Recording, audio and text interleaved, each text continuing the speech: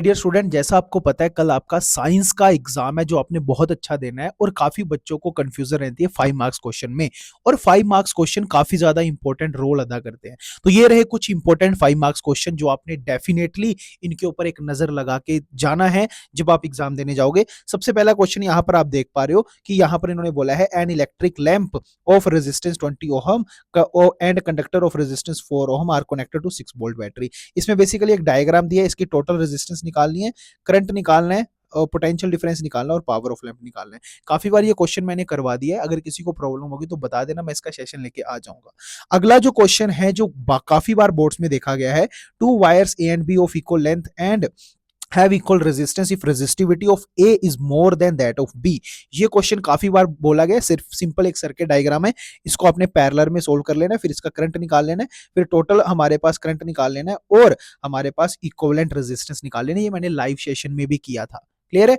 अगला जो most important question है जो काफी बार आपके बोर्ड एग्जाम में आया है वो है डिफाइंड रेजिस्टेंस। क्या है हमारे पास? Defined resistance of conductor. Conductor की रेजिस्टेंस आपने बतानी है, स्टेट करने हैं फैक्टर जिसके ऊपर रेजिस्टेंस कंडक्टर की डिपेंड करती है, और डिवाइस जो हमारे पास यूज होता है क्या करने के लिए? रेजिस्टेंस चेंज करने के लिए। बहुत सिंपल क्वेश्चन है। यहां पर आपने रेजिस्टेंस को एक्सप्लेन करना है, फिर उसके फैक्टर बताने हैं और फिर आपने रेजिस्टेंस कैलकुलेट कर लेनी है जहां पर उसकी रेजिस्टिविटी दी हुई है, लेंथ दी हुई है, एरिया दिया हुआ, रेजिस्टेंस का फॉर्मूला लगा के जो सिंपल सा हमारे पास क्या होगा, सिंपल सा फॉर्मूला जो हमारे पास क्या होगा, क्या?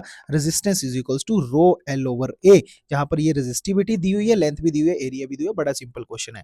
अगले क्वेश्चन के ऊपर अगर मैं चलूं तो उसमें उन्होंने बोला है it is desired to obtain erect image of an object using concave of focal length of 12 metre, what should be the range of distance। बड़ा सिंपल है। अगर आप इरेक्ट इमेज लेना चाहते हो तो आपको पता है कॉनकेव मिरर में सिर्फ एक ही केस ऐसा है जिसमें इरेक्ट इमेज बनती है, जब पोल और फोकस के बीच में रखते हो, वो क्वेश्चन है। और उन्होंने बोला है will the image be larger larger और हमारे पास स्मॉलर, तो ये पता आपको लार्जर बनेगी। बड़ा सिंपल सा क्वेश्चन। और where will be the image of the object be if place 24 centimetre, तो सिंपल सी कैलकुलेशन करनी है अपने मिरर फॉर्मूला लगा के, खुद ब खुद हो जाएगा। और रे डायग्राम इसका काफी सिंपल है जो काफी बार बनाया गया है। Pole, principal focus and centre of curvature को भी आपने पोजीशन जो डायग्राम में जस्टिफाई कर देना। बड़ा सिंपल है। अगले क्वेश्चन के ऊपर चले तो अगला क्वेश्चन है हमारे पास, the image of an object formed by mirror is a real inverted and magnification. देखिए ये क्वेश्चन भी काफी ज्यादा इंपॉर्टेंट है जिसमें आपको इमेज का ऑब्जेक्ट बताया गया है, मिरर बताया गया कि जो इमेज है वो रियल इन्वर्टेड है और मैग्निफिकेशन उसकी इतनी है। अगर मैं जो है इमेज को इतने डिस्टेंस पे रखूंगा तो ऑब्जेक्ट कहां पे प्लेस होगा ये आपने निकालना है, इसका रे डायग्राम बनाना। बड़ा सिंपल सा 5 मार्क्स का क्वेश्चन है। अगले क्वेश्चन के ऊपर अगर मैं चलूं तो वो है कि आपके पास एक कैंडल है जिसकी फ्लेम जो प्लेस की गई है वो 30 सेंटीमीटर की गई है मिरर के सामने जो है। क्लियर है। और जो स्क्रीन है वो हमारे पास मिरर के फ्रंट में रखी गई है, कितने डिस्टेंस पे? 60 सेंटीमीटर के डिस्टेंस पे पोल से। और उन्होंने बोला है नेचर क्या होगा इमेज का, नेचर क्या होगा इमेज का ये आपने बताना। बड़ा सिंपल क्वेश्चन है। और साथ ही साथ हमारे पास इमेज इरेक्ट बनेगी इन्वर्टेड। बड़ा सिंपल है। अगेन अगला क्वेश्चन अगर मैं देखूं तो उन्होंने कुछ रीजन बताए हैं कि कार्बोनेट सल्फाइड और usually converted into oxide during, ये सिंपल सी बात है, और का जो टेबल है वहां से आंसर निकल जाएगा। Ionic compound generally high melting point, क्योंकि आपको पता है उनकी जो बॉन्डिंग है वो काफी ज्यादा स्ट्रॉन्ग होती है। बार बार ये मैंने क्वेश्चन करवाए हुए हैं। हाइड्रोजन हमारे पास मेटल नहीं है बट ये असाइंड होती है place reactivity series of metal, क्योंकि रेफरेंस की तरह यूज होती है। Again galvanised iron article is protected against rusting if the zinc layer is broken. बड़ा सिंपल सा क्वेश्चन है, काफी बार करवाया गया है। अगला क्वेश्चन जो 5 मार्क्स में काफी बार पूछा गया है और काफी बार ये क्वेश्चन आया है जो है हमारे पास क्या, कि name a metal and non metal. आपने मेटल और नॉन मेटल का नेम लिखना है जो हमारे पास आयरन हार्ड को स्ट्रॉन्ग बनाता है और जो हमारे पास अलॉय होता है अदर मेटल के साथ अमालगम बनाने के लिए। पता है मर्क्यूरी आपका गैल्वेनाइज करने के लिए आपके पास जिंक है। Article when export to air form black coating sulphide आ जाता है। ये बड़ी बार आपने क्वेश्चन किए हुए हैं। अगला क्वेश्चन अगेन बहुत बार आ चुका है एग्जाम में कि a student suffering from myopia, एक स्टूडेंट है जिसको मायोपिया है और उसको हमने क्या करा है, उसका ऑब्जेक्ट प्लेस कर दिया हमने 5 सेंटीमीटर उसके इन फ्रंट में। तो दो पॉसिबल रीजन बताओ जिसके कारण ये डिफेक्ट आता है। तो आपको पता है मायोपिया क्यों आता है, आपको पता है कॉनकेव लेंस हम यहाँ पर यूज करते हैं क्यों, क्योंकि वहां पर हमारे पास आई बल छोटा हो जाता है, फोकल लेंथ कम हो जाती है, पावर हमारे पास कम बढ़ जाती है। क्लियर है, ये चीजें आपको पता है। इसमें कोई आपको जो है हमारे पास सोचने वाली बात नहीं है। क्लियर है? मायोपिया के केस में क्या होता है, जो हमारा आईबॉल है उसका साइज़ बड़ा हो जाता है, रेटिना पीछे खिसक जाता है, जिसके कारण लाइट रे पहले मिलते हैं, तो कॉनकेव हमारे पास वहाँ पर लेंस हम यूज़ करते हैं।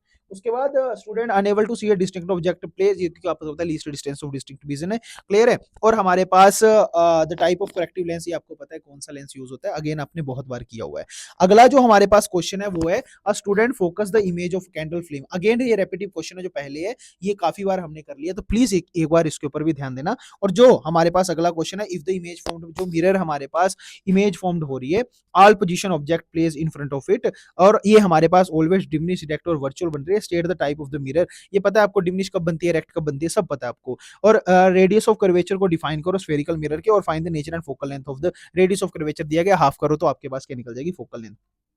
सेकंड लास्ट जो क्वेश्चन है 5 मार्क्स का, कि analyse the following observation table. यहाँ पर मेरे पास एक ऑब्जर्वेशन टेबल होगा जो हमारे पास इमेज की वेरिएशन बता रहा है, जो यहाँ पर मेंशन नहीं है, मैं उसको मेंशन कर दूंगा अलग से। तो बेसिकली यहाँ पर एक टेबल दिया रहेगा, उसमें फोकल लेंथ दी रहेगी और उसका कारण आपने बता दिया ना। बहुत सिंपल क्वेश्चन है, रेडियस ऑफ कर्वेचर दिया होगा, हाफ करके फोकल लेंथ भी निकल जाएगी। सीरियल नंबर दिया होगा, ये सारा कुछ आपने कर लेना है। मैग्निफिकेशन दी होगी, पॉजिटिव नेगेटिव देके आपने बता लेना कहाँ कहाँ पर रखा हुआ है। उसके बाद जो लास्ट क्वेश्चन है हमारे पास, why are certain compound called hydrocarbon. बहुत बार है क्योंकि हाइड्रोजन और कार्बन उसमें भी होती है। जनरल फॉर्मूला बताना, हार्मोनिक सीरीज का CnHn2n+2। आपको पता है जो हमारे पास अल्केन है उसका फॉर्मूला होता है CnH2n+2। अगले का होता है हमारे पास अल्कीन का CnH2n, और दूसरे का होता है CnH2n-2। तो बहुत सिंपल है, कोई कंफ्यूजन वाली बात नहीं। ये क्वेश्चन आपने एक बार जरूर ध्यान से देख के जाने हैं। और जो भी किसी भी क्वेश्चन में इसमें प्रॉब्लम है तो मुझे कमेंट सेक्शन में बता दो। अगर पीडीएफ चाहिए तो मुझे टैग करके जरूर बोलो कि हाँ सर पीडीएफ चाहिए, मैं आपको पीडीएफ प्रोवाइड करवा दूंगा। तो कल का साइंस का एग्जाम आपने अच्छे से देना है। आज हमारे लाइव चल रहे हैं अवेंजर्स के ऊपर, प्लीज उसको जाके जरूर देखें। वो लाइव ईच एंड एवरी आपके लिए काफी ज्यादा इंपॉर्टेंट है, बहुत ज्यादा इंपॉर्टेंट है वो लाइव, जितने भी हमारे पास चल रहे हैं। आज हम क्वेश्चन पेपर भी करवाएंगे शाम को, जिसमें से आपके एग्जाम आने के चांसेस है। इंपॉर्टेंट क्वेश्चन चल रहे हैं, काफी चीजें ऑन द वे है, तो प्लीज मिस मत करें, सब्सक्राइब कर ले चैनल को, और जितने लाइव और नोटिफाई कर ले। कल का साइंस का एग्जाम बहुत अच्छा होगा, याद रखिएगा।